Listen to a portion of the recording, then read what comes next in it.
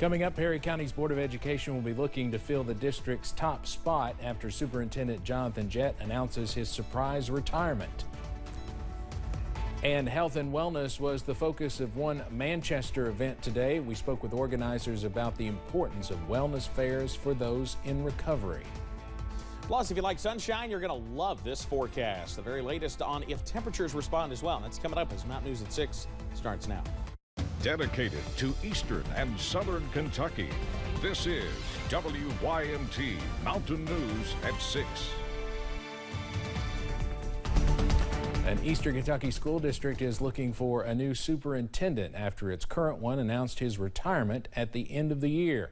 WYMT's Dakota Maker sat down with him to see why he decided to make this move years before his contract was supposed to end. Perry County School Superintendent Jonathan Jett says he is retiring at the end of the year. Spending nearly 30 years in education with the district, he began his career in special education, serving as superintendent the past 10 years. Just being able to help those students who have special needs, and not only the students, but provide resources and understanding to parents. Bringing his school through the COVID-19 pandemic, students going from learning inside the classroom to at home. Then historic flooding hit our region, destroying 2 Perry County schools, Buckhorn and Robinson Elementary, placing students from both schools at A.B. Combs Elementary. Anytime I ask my staff to do anything, they never respond with "that's not our job." They say, "How are we going to do it? Let's get a plan together." And by the next day, we had opened a distribution center at East Perry. Not only helping his district through the flood and pandemic, he also reflects on the accomplishments of his district that benefit their students and community. Being able to bring the RAM Clinic. The RAM Clinic is free medical, dental, and vision services for basically anybody that shows up.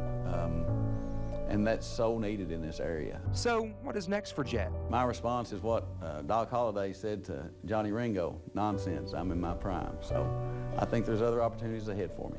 Thankful for the decades and memories. In Perry County, Dakota Makris, WYMT Mountain News.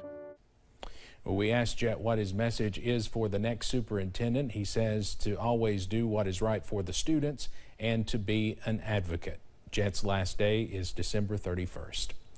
We now know the funeral arrangements for Somerset football coach Robbie Lucas. Lucas died on Sunday. He was 50 years old. His visitation will be on Sunday, November 20th from 5 to 9 p.m. at Grace Fellowship Church in Stanford. A second visitation will be on Monday from 10 a.m. to 1 p.m., followed by the funeral at 1. Lucas coached the Somerset High School football team for the last 14 years and was part of the program for more than 20 years. That included 1 state championship.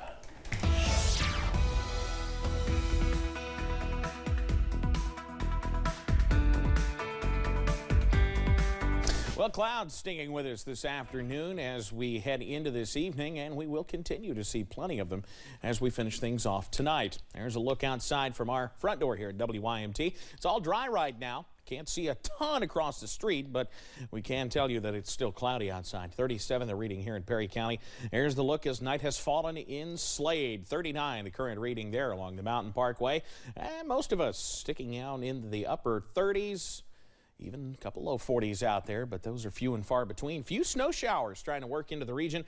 These won't do much in terms of coat the roads, but it could get a little bit on the grassy surfaces if they're reaching the ground at all. We'll continue to watch those pushing into the Kentucky River Valley north of the Highway 80 Hal Rogers Parkway corridor tonight. I think a lot of that is actually some dry air that's being picked up by the radar across parts of south central Kentucky. Mid-20s tonight, mostly clear and cold as we continue to watch skies clear tonight. Details on when the sunshine returns in a few minutes. Steve?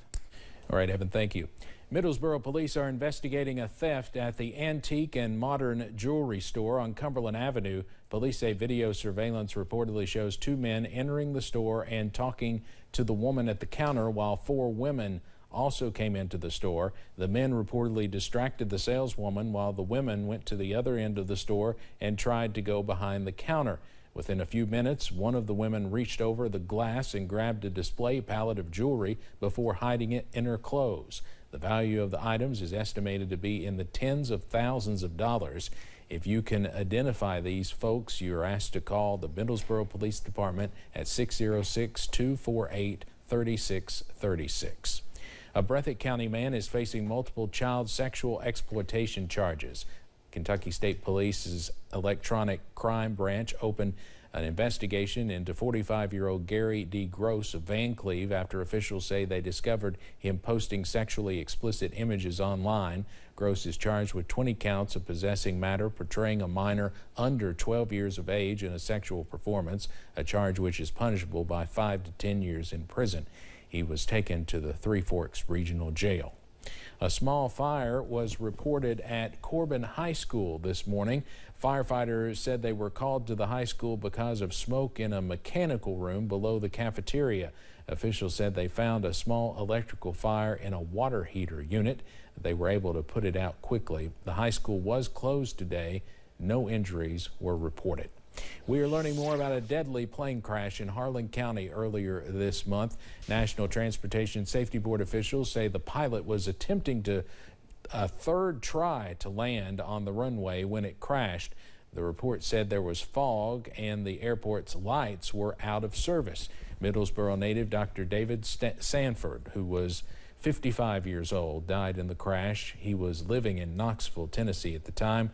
The crash on November 3rd happened on November 3rd near the Tucker Guthrie Memorial Airport. Volunteers of America Mid-States is dedicated to ensuring those in recovery are taken care of in various ways. And today, the organization held a wellness fair to not only serve the recovery community, but to serve Clay County as a whole. WYNT's Alyssa Williams was there. Volunteers of America Mid-States is aiming to create a healthier Southeast Kentucky. It's a wonderful thing, you know. We're really fortunate to be able to do it.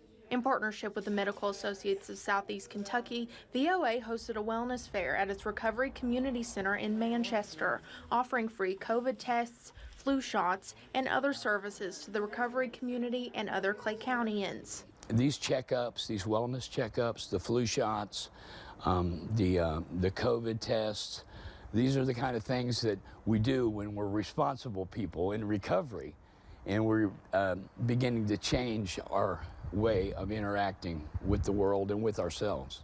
Organizers say events like this can not only help reduce illness in the area, but they also help those in recovery access the services they need. Going to the doctor is not like the top thing on our list, so they come here for also to do the other activities that we participate in, that they participate in here. They're used to coming here and they feel comfortable here, and they can do that. And they find out it's not so bad.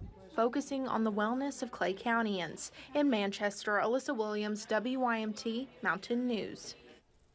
Volunteers of America Mid-States host events like this throughout the year. To keep up with future events, you can check out their Facebook page. The city of Pikeville has partnered with a local broadband provider to take the city's connectivity to the next level. Gearhart Communications and the city of Pikeville have partnered to provide fiber optic broadband internet to every business and home inside the city limits. City Manager Philip Ellswick says connectivity is of utmost importance, not only for students and other people in the town, but to grow the economy. Fiber is so important for future economic development, recruitment of businesses, recruitment of remote workers, and to support our existing businesses.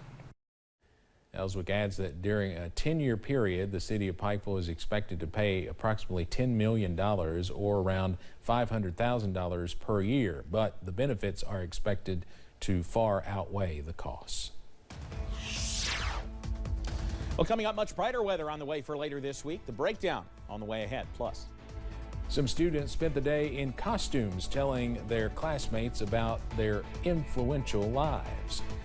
And it's beginning to look a lot like Christmas in Hazard. We talked to some of the people behind the lights.